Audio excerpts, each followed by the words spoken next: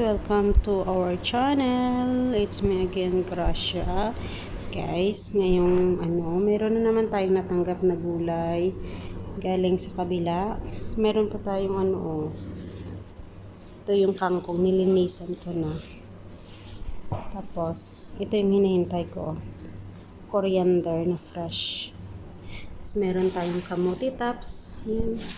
Talbos ng kamote, yan. Tapos ito, yan. Alam niyo ba to? Alugbate. Yun ko yun sa Tagalog. Basta alugbate yan sa amin. Ang ganda. Yun ang taba. Yan. Yan sa munggo, masarap. Tapos meron din ito. Ito sa amin tawag nito kulitis. Iwan ko kung anong tawag nito sa Tagalog. Basta sa amin ito kulitis sa Ilonggo. Yan, masarap din to sa munggo.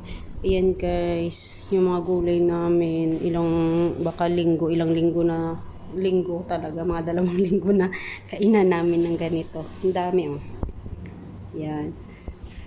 Tapos meron din kaming binigay ngayon lang. Ito, jarjir.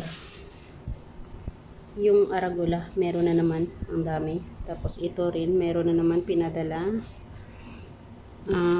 Tawag nito, coriander na fresh. Dami ko na namang linisan.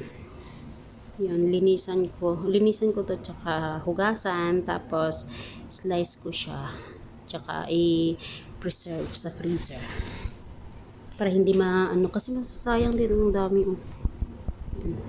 Tapos ito yung kusa or zucchini. May pinadalhan kami yung liit na, hindi kagaya last time na ang laki.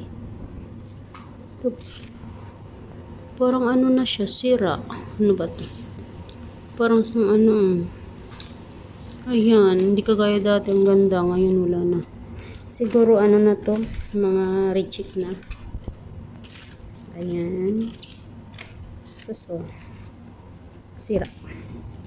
Tapos meron na namang talong. Ayan, talong. Yan. Yan lang. Yan lang guys. Yan lang sa araw na ito. Charot. Ito lang yung vlog ko ngayong araw. Kaya guys, thank you for watching. Don't forget to subscribe, like, and share. And click the notification bell. Thank you.